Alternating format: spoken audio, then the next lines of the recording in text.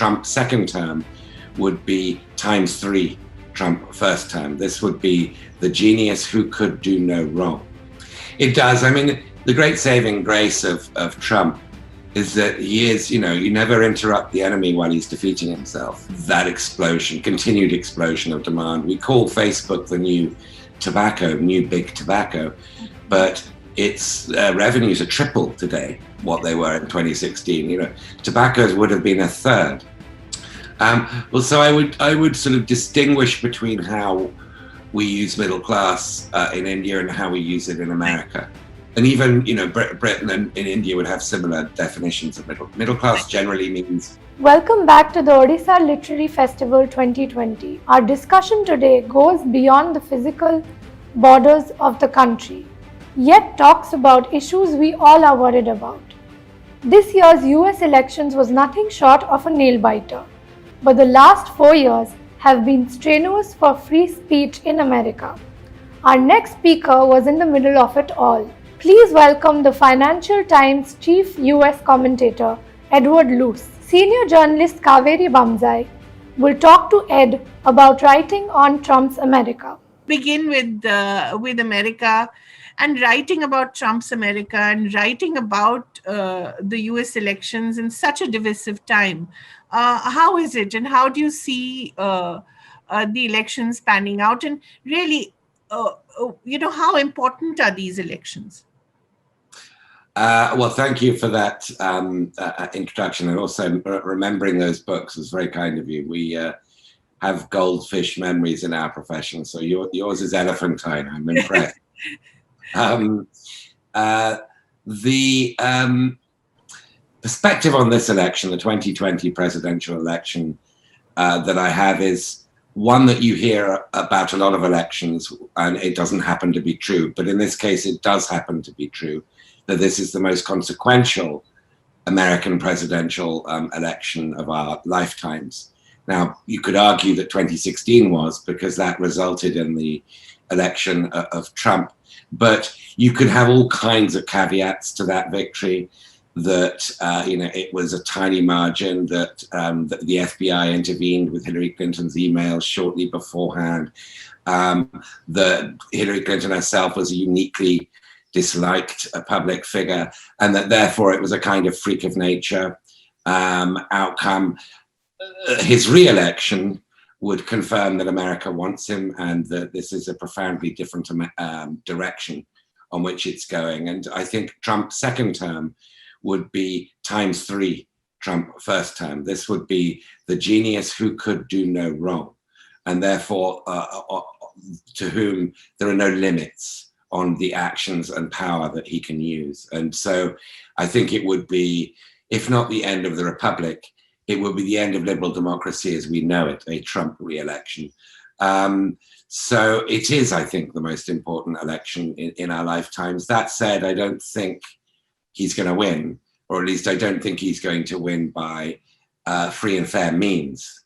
The attitude he's got, Trump's psychology in his head, is that either he wins or he goes to jail. Now, that might not in reality be true. All that matters is that that's what he thinks, and therefore his back is to the wall. I don't think there are any real limits on which norms he would break. And therefore, an election that is close enough, where Biden's margin of victory in the popular vote wasn't large enough to close down all argument next week, is one, I think, where Trump will see an opportunity to throw dust into people's faces, to contest results, to stop the counting, to get paramilitaries around polling stations, and to try and somehow leverage a victory from the jaws of defeat, in which case we are in, constitutional crisis territory. I have no prediction which of those two it will be. The only safe prediction I have is that Biden will win considerably more of the popular vote than Trump. But in this system, that's not much of a guarantee. Ed, regardless of that, the age of resentment is truly upon us, isn't it? I think regardless of who wins, all around the globe, we see this, whether it's Brexit or whether it's in India. Every leader in power portraying himself or herself as the victim, despite being in power, which makes no sense, that they're the outsider, that they're the people who've sort of broken through the elite, and they're the ones who've been marginalized and forgotten for so long. So the age of resentment doesn't seem to be ready to go away. No, I don't think it is, and I think that even if Trump is defeated, Trumpism will live on. Exactly. And the Republican Party will remain chiefly a Trumpian vehicle. I mean, if you look at the volume of fake news, of sort of easily attributably fake news that has been clicked and liked and shared on the social media platforms, particularly Facebook, but also YouTube and Twitter, we're seeing something like 3 times the volume in 2020 in America as we did in 2016. So the demand for news that stokes your resentments or your conspiratorial view of the world, that these very sort of beguilingly simple explanations for, what are ploddingly sociological reasons for why your life is stuck. People do have this desire for magical explanations, sometimes dark magic. And that's growing and considerably. There's been quite a few studies, most recently a very good one by the German Marshall Fund here in Washington, on that continued explosion of demand. We call Facebook the new big tobacco, but its revenues are triple today what they were in 2016. Tobaccos would have been a third. So they might be viewed askance by people and disapprovingly by educated elites, but they're making out like bandits. This is serving them very well. So their incentive isn't blunted. And I think the underlying sort of combination of extreme wealth inequality, which of course leads to political inequality, because oligopolies become oligarchies. I think that, and then in the United States and in a very different way in India, the ethnic resentments and suspicions combined with that make it very hard for politics as we used to know it to happen. It takes a Nehru or a Roosevelt, to really cut through that. And much as I like Joe Biden, Uncle Joe, and much as I admire his intentions and his decency, I think he's going to have a tough time being FDR in this climate. Ed, I was watching a special episode of West Wing recently. I don't know whether you got a chance to catch it. And there you had, President Bartlett trying to be folksy, and his chief of staff telling him that's not the way. And he was coming back from India, where he said the granddaughter of Nehru was in power, and she had gifted him a chess set, which actually came down to her from her grandfather. And he had played chess on it with Lord Mountbatten, even as they were deciding upon the fate of independent India. And I thought to myself, that's wonderful, but how out of touch are the liberal elites in America? Very. I mean, Bartlett, of course, is a beguiling character. Here is a Nobel Prize winner in economics. In economics, yes. Economics of who, when he gets angry with his conscience or with his fate, goes to the Washington Cathedral and speaks in Latin to God. Yeah. So, okay, this is an educated guy. The liberal elites, and I think the Democratic Party in general, have a curiously a strategic obsession with the White House. And the West Wing sort of feeds that. The West Wing feeds the idea that all power resides in one person in the White House. And as long as you've got that, then you've got power. And of course, what the conservative movement in America has learned, in a sort of funny echo of, RSS, long-term planning, is that you get the institutions from the grassroots upwards. You get the state legislatures in the American context. You get of course, the judiciary. You get block by block, state by state, the base of power, and from there you change people's minds. You set up universities, you set up think tanks, you set up whole sort of feeder supply institutions to produce the conservative governing class of tomorrow. And they've been doing that really since the 1970s. And liberals don't do that because they don't really understand the nature of power. This is ultimately, even though I'm talking about groups on the right, movements on the right, this is ultimately a Leninist strategy. Yes. But it's the right that's exploiting it. And I think liberals, have at some fundamental level the idea that reasonable arguments win, rather than power comes from the barrel of a gun. And I suspect if Trump loses next week, there will be great celebrations, as there should be.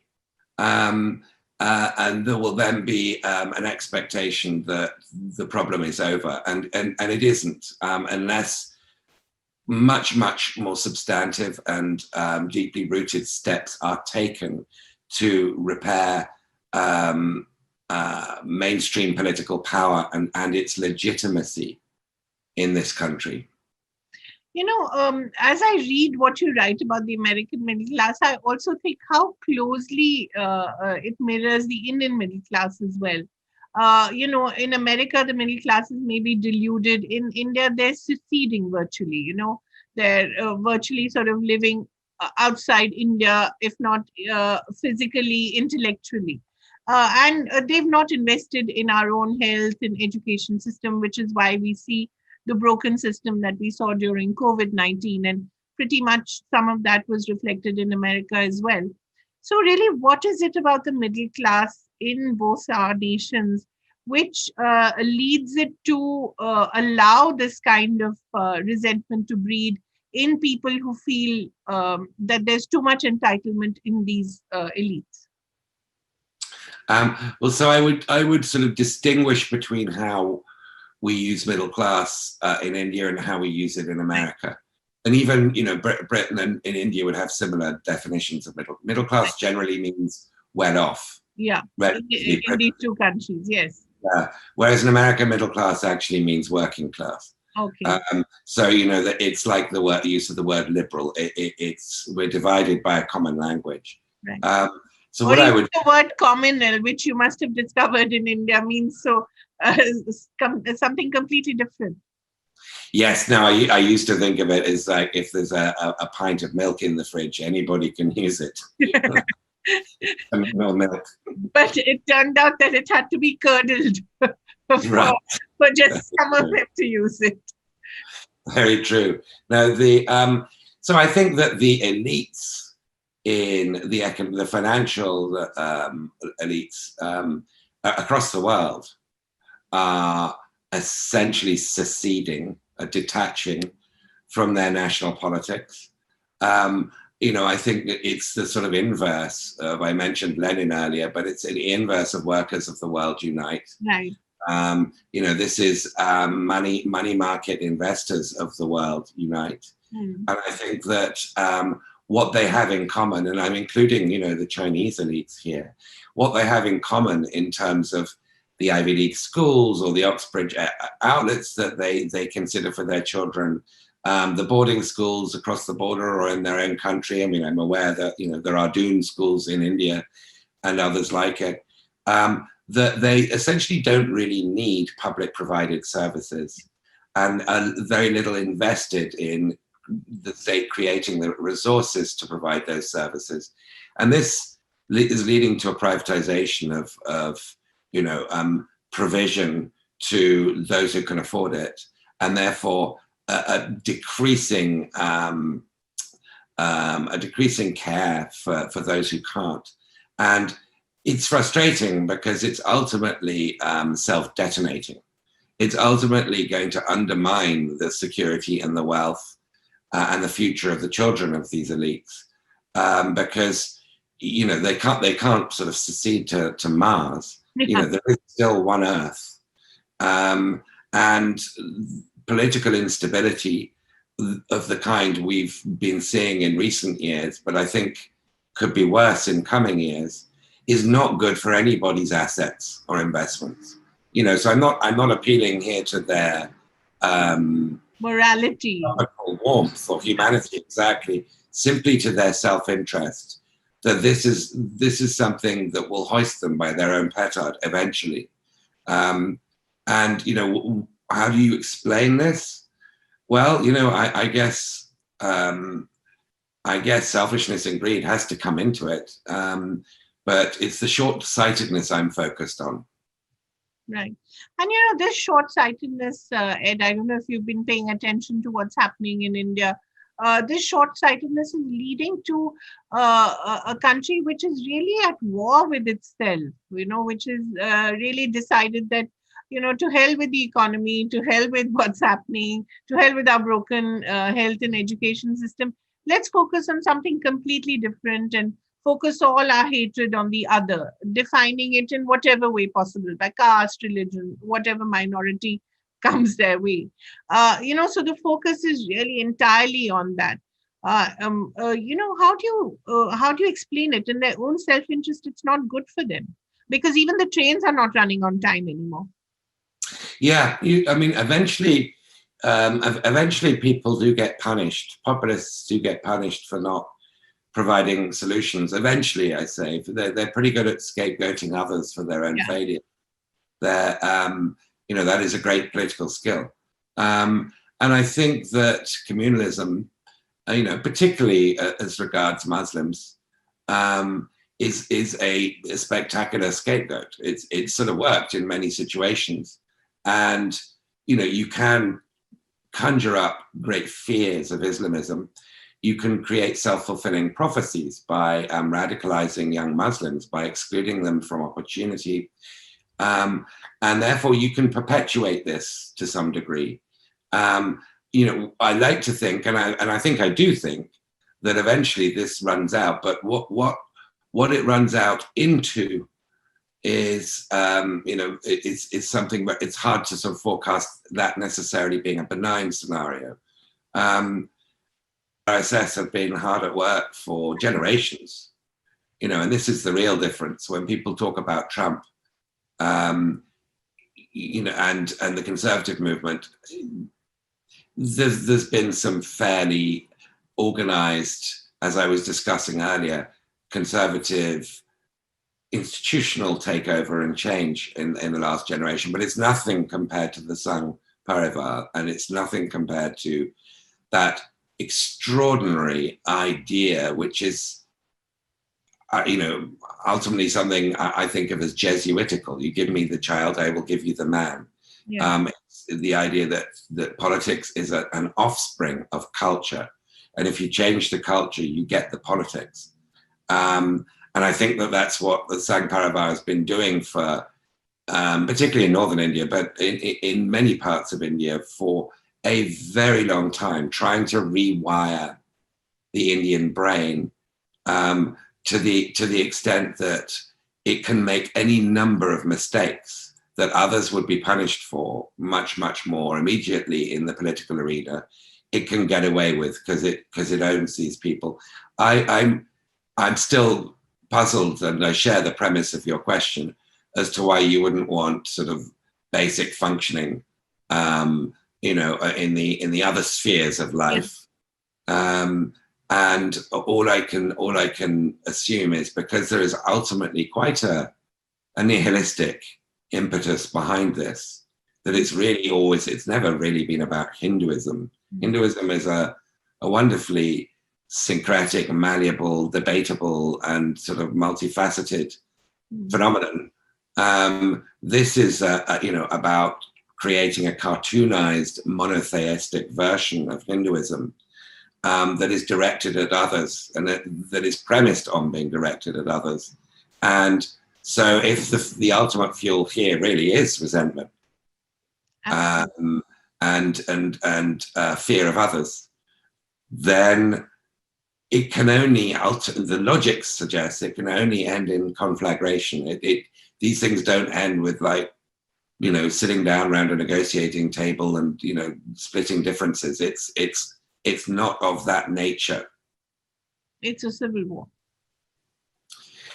We always sort of think of conventional civil wars. I don't think the 21st century conflict is going to resemble 19th or 18th. I think it's going to be slightly different. I mean, it could be. I feel a little bit at sea trying to predict exactly.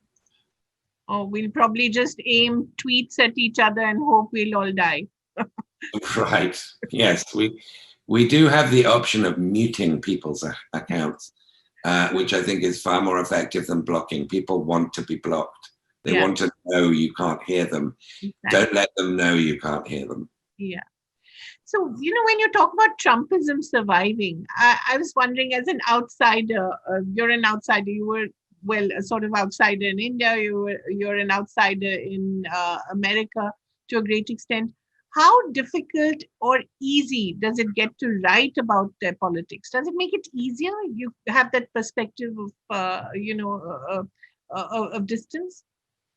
I mean, I've been in the States now for 14 years. And, my accent doesn't reflect it. I still sound British. I mean, I joke that that's the only gene I have in common with Henry Kissinger. It sounds like I just arrived. And then I was in India for 6 years. And then before then I was here. So I've actually spent more of my adult life in outside, well, even in America than in Britain, if adulthood begins at 18. So I don't feel like a sort of complete outsider with hayseed in my hair. I know a lot of people and have been through many cycles. But I think sort of, if you're not American, you're not as easily prey to some of the slightly more saccharine narratives that Americans, for good reasons and bad, are prone to.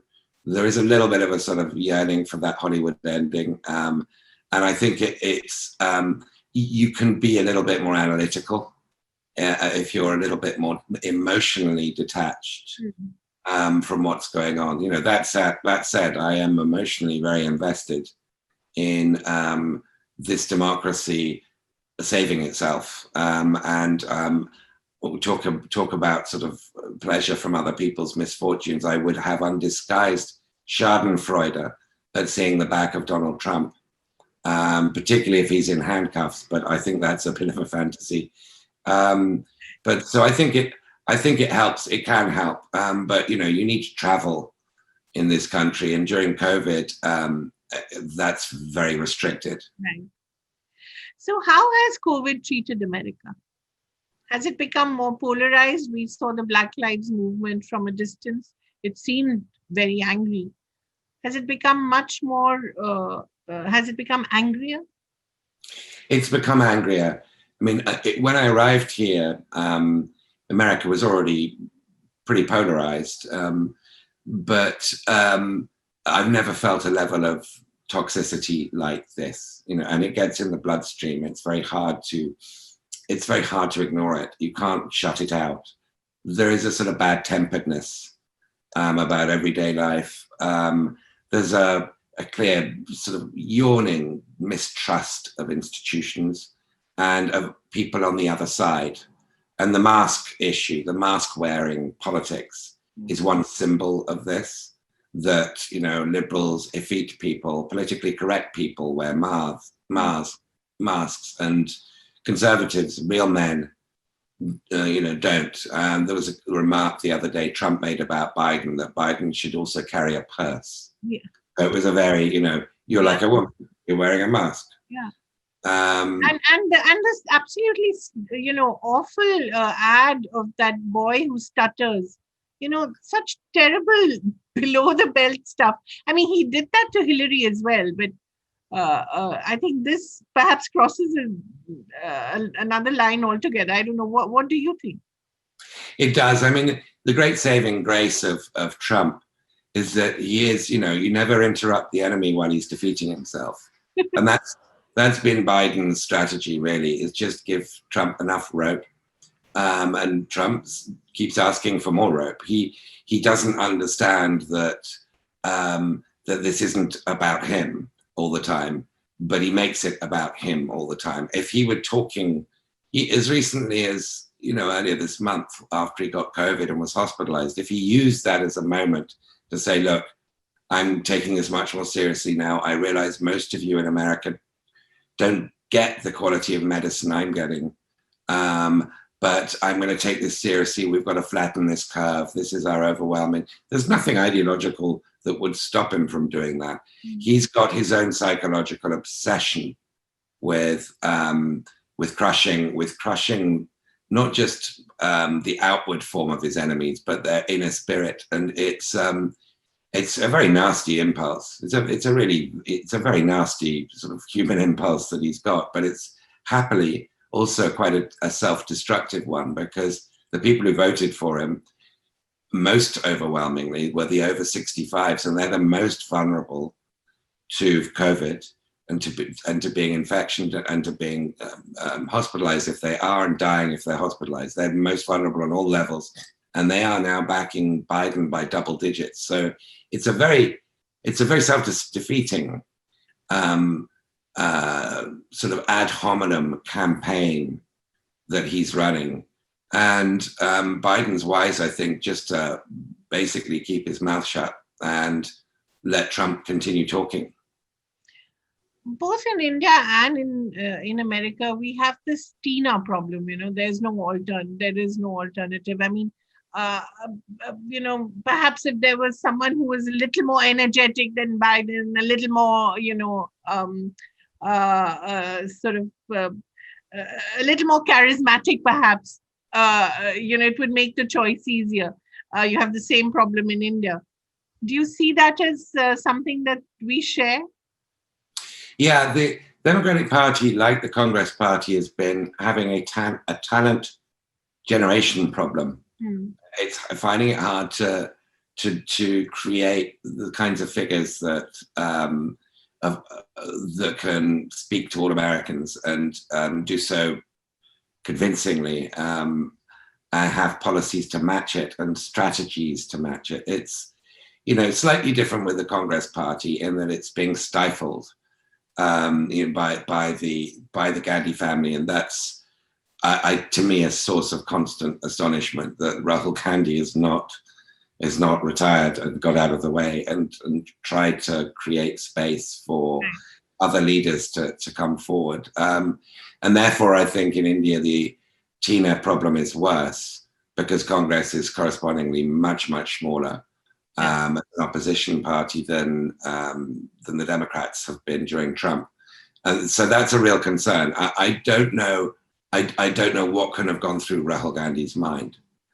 Or whether it's, you know, Priyanka can talk to him, or whether there's just so much sycophancy built into Congress culture that he never hears what he needs to hear. But, you know, I share I'm afraid, rather curdled view of what that family's become that my friend Ram Guha has. She's like, you really have to get out of the way. And I see no signs of them getting out of the way. Democrats will have an opportunity, I suspect, under Biden to attempt to rejuvenate. I'm skeptical, given the deep cultural proclivities of the Democratic Party, that it's going to change its ways either. But its ways are less self-harming than the Congress Party's ways. What you talked about the nastiness that's crept into public life. What about the deep level of misogyny as well? Because we saw it with Hillary's defeat. I really think she was defeated because she was a woman and because she was Hillary as well. I think she was just, as you said, so tone deaf to what America wanted. But what do you think of that deep level of misogyny? Can that be rolled back? So I think bound up with fear of a multiracial society. I mean, really, if you look at ultimately what the conservative movement has become in the United States, it's increasingly a white majority that thinks of itself as a minority, and believes all this demographic destiny stuff, that they will be in a minority by the 2040s, which is actually not. It's not a particularly plausible way of thinking of America, because just like Irish and Italians were outsiders in the 50s, they were Catholic immigrants who were not defined as WASPs. Well, they became WASPs. Yeah. And when they became WASPs, they became Republican voters, and they are now part of the white minority. So the Hispanics will, once the Republican Party stops being overtly racist, half the Hispanics will become white, inverted commas. And for all intents and purposes, Indian Americans will too. The ultimate issue here is between blacks and everybody else. Right. It's a history of slavery. And that's, the rest is sort of a kind of I think a red herring. That's the history of race in this country. It's slavery. And so, I guess what you've got is a Republican Party that, unless it is repudiated on a massive historical scale more than once, is going to continue to go down this road of stoking fear of change and of modernity, which of course includes female independence and autonomy, financial and over her body. That's all part of this sort of terrifying modern world that's coming. And the legal sort of philosophy, the judicial philosophy that they support is, I think, going to bear fruit as well. There's probably going to be a reversal of Roe v. Wade, the right to abortion, probably going to be at least chipping away at the gay marriage ruling. And there's just going to be more attacks on female moral and bodily autonomy going forward. I see it as all part of the same pathology around fear of becoming a minority. It's sort of, they're using the Christian imagery to do that, in the same way that, politics hijacked Hinduism, politics has hijacked Christianity. It bears such little relation to, the gentle versions of these religions we know members of our family practice. That it's love, it is a hijacking. But what you said was very interesting, that even if Trump loses, Trumpism will survive. Trumpism, Roger Ailes-ism, whatever you want to call it, that model of politics, which is fueled by hate and fueled by fear of the other. Will it become the prevailing model for the whole world? Are we going to see that everywhere? You look at France right now, and the level of bigotry is also quite astounding. It is. I'd like to think there is a sort of thesis, synthesis, antithesis, synthesis, sort of dialectic going on here, where you have this populist wave that's been going on for years. It's then defeated, but it's not banished. It reinvents itself and comes back. And then we get the synthesis where normal politics sort of absorbs some of it. That's the optimistic scenario. The pessimistic one is it simply derails liberal democracy altogether. I think that the politics of resentment is here to stay. I think the politics of created trust in institutions is here to stay. I think the populists, have an agenda to hollow out those institutions. And I think that, you cannot, in any of these examples, ignore the role of the high-moneyed elites, the plutocrats, who are getting lower taxes out of this, and in some cases, zero taxes. and who are prepared to pay that price. At least some of them. There's a split elite. There's a split moneyed elite. Some think that this is too high a price to pay. Some don't. And that's part of the explanation of populism, is to see who's funding it and who's benefiting from it. Because, when you look at Trump, 2016, saying we will focus on the forgotten American, even if he was just talking about the white forgotten American, he's completely ignored them. Yeah. He's not put any money into their lives, into upgrading their skills, into infrastructure, broadband, healthcare. He keeps promising a healthcare plan. He doesn't have one. But he has, with alacrity, deregulated the regulatory agencies in Washington, cut taxes, and done everything he can to help those who funded his campaign. So he's fulfilled his promise to them, but not to the so-called forgotten American. And I think history tells you that when societies get more and more unequal, the politics gets worse and worse. The incentive for those who benefit from an unequal economy to encourage politics to get worse grows. To scapegoat people on the basis of race or religion, that grows. They want to prevent class politics. They want to prevent politics where the division of the pie becomes the topic of the conversation, as opposed to the color of your neighbor. And so there is a great incentive there for plutocratic elites to stoke populism. But of course, it's a tiger they can't control. So the answer to your question is not clear. I don't have a sort of Nostradamus prediction, but it's with those sort of key players in mind. And I think some cultures, some democracies, it's much harder to do. It's much harder to do partly because they're less diverse. There's less raw material for scapegoating. Right. Just the last question, Ed. We've seen the role of the media in India as well. It's been less than credible. It's been less than independent of late.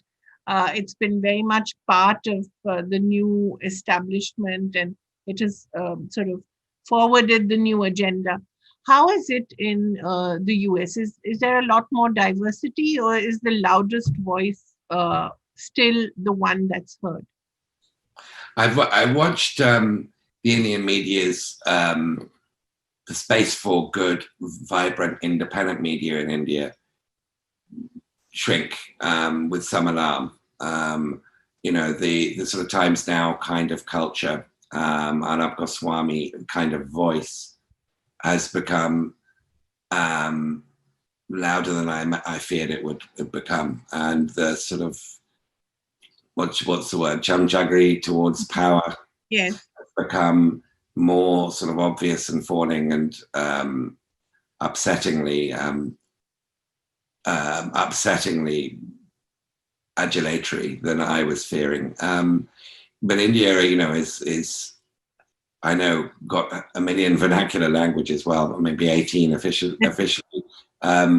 And different spaces for media. And I don't feel able to fully judge. I'm purely talking about the Anglophone, not purely, but mostly talking about the Anglophone media here.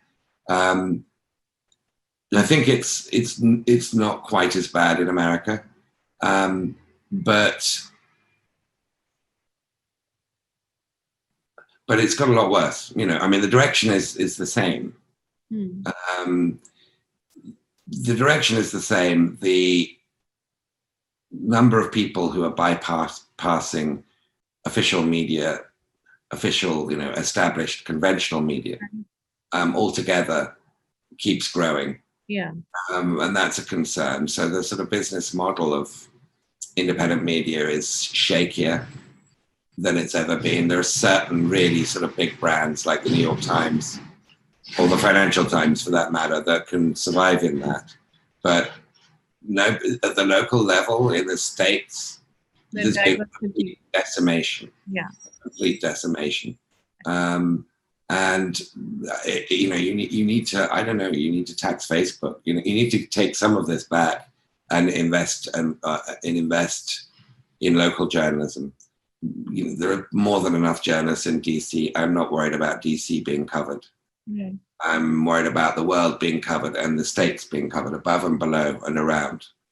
We're all 7-year-old kids chasing the same football in Washington. Absolutely. But the rest of the field is clear. There are no players on it. And COVID, as you said, makes it so much worse. You can't even travel so much anymore. For a journalist, how tough is that? Especially during the elections. We just Zoom, we travel virtually, which is not the same thing. Not the same thing at all. Thank you so much, Ed Luce, for being so lucid as always, and a pleasure to talk to you. And I think there's obviously going to be a new book in the offing, perhaps after the election. Are you working on one? I am. I'm working on a longer biography of Zbigniew Brzezinski, who was Yes. America's national security advisor, but also one of the grand strategists of American foreign policy when America used to have a foreign policy. Why did you choose him, Ed? In my view, he's as big as Kissinger? He's but less well known. So there's enormous space there to explain his life, and it's a fascinating life. He grew up in Poland before the Second World War, and didn't speak a word of English till he was 15, and then invented much of the modern English vocabulary of statecraft. So he's a fascinating figure who's much less well known than he should be. Great. Thank you so much. I look forward to reading that as well. And come back to India and write a sequel. I would love to, when permitted. Yes. Thank you very much. Thank you. We hope you loved this session. Thank you for watching. You can catch the schedule for OLF 2020 and watch all the other sessions at www.newindianexpress.com and www.eventexpress.com. If you're more of a social media person, catch these clips live on our Facebook, Twitter, and YouTube channels.